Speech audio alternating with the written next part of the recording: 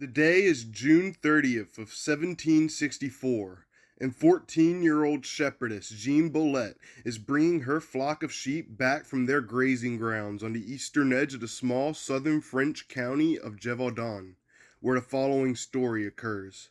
Jean had heard the tales that had spread of the girl who 2 months prior had been attacked by what she described as like a wolf, yet not a wolf, but escaped due to her cattle defending her. However, Jean was not deterred by some wolf, but then she heard a low growl. The first recorded fatal attack committed by what would be known as the Beast of Gevaudan was that of Jean Bolette. The incident escaped notice of authorities, and no records were kept of her death other than those of the local parish priest. This would be merely the beginning, however, of a reign of terror. The beast would strike again on August 8th, killing a 15-year-old girl in the parish of Poilerens, and a 16-year-old boy would succumb to a violent attack in the end of the month.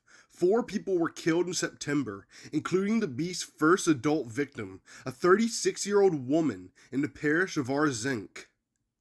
It is not clear when authorities became aware of the developing crisis, but by September, roving bands of armed locals began scouring the forests around Lengong in eastern Gevaudan, where many of the early attacks occurred. Even the local dragoons assisted in the early hunts. However, by October, the attacks would occur throughout Gevaudan, being concentrated in the northwest. The attacks became widespread, and there were so many attacks that some speculated that there could be 2 or even a pack of beasts prowling the countryside of Gevaudan. Bounties were soon placed, and hunters came from throughout France looking to kill the beast.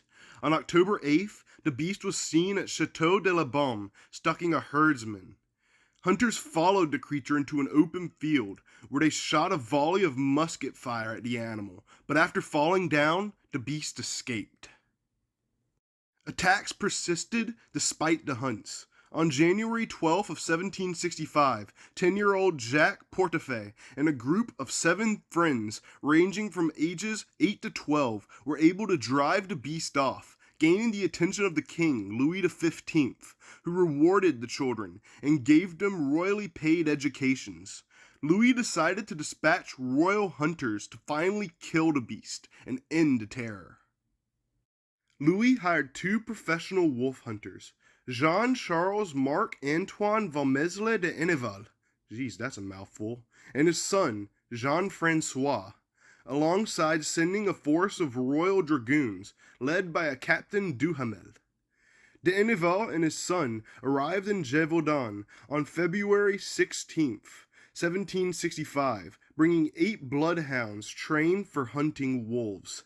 While Duhamel organized wolf hunting parties, de Enneval and his son preferred a more stealthy approach to wolf hunting. The pair hunted for Eurasian wolves over the next 4 months, but the attacks persisted, causing the king to have them replaced. On June 22nd, wolf hunter Francois Antoine arrived in Gevaudan. Antoine was the king's sole arquebus bearer and lieutenant of the hunt.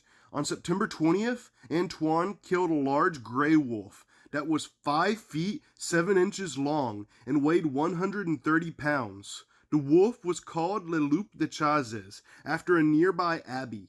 However, this was not the Beast of Gevaudan, despite authorities thinking it was. The Chazes wolf was stuffed and sent to the king's palace in Versailles.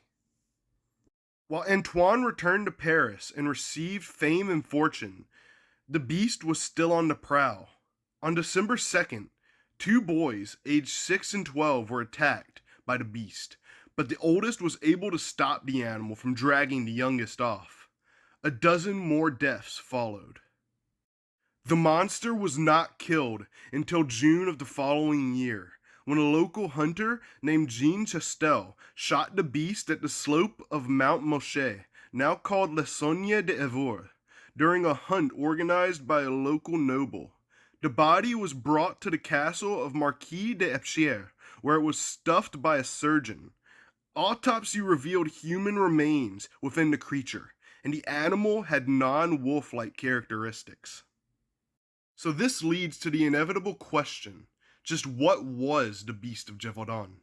Many theories have been proposed, including, but not limited to, Eurasian wolves, a hyena, a dog-wolf hybrid, and even a werewolf, prehistoric animal, or serial killer with lycanthropy, a mental illness that can lead one to think that they are a wolf. The most fanciful of these claims is that of the werewolf, which is only backed by Chastel reportedly using a bullet coated in silver to slay the beast.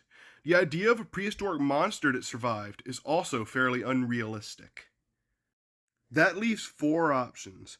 Animal menageries were common in 18th century France, so it is conceivable that an animal like a hyena might have escaped and wreaked havoc on an environment it isn't native to. There are also wolf-dog hybrids that can be highly aggressive and very large given the right circumstances. 679 wolves were killed in Gevaudan during the period from June of 1764 to June of 1766, which is an unusually high number of wolves to be in such a small region, which bears the question, could the wolves themselves have been the beast? Well, that many wolves would very likely have killed many of the prey animals in that region, which would have caused them to switch to more unconventional means. However, the killing stopping after the killing of one beast froze that idea out of the window. Over 100 people were killed by the Beast of Gevaudan, and a further 300 were injured in attacks. The story of the beast makes one wonder, could there be something more to this story than meets the eye? Happy Halloween.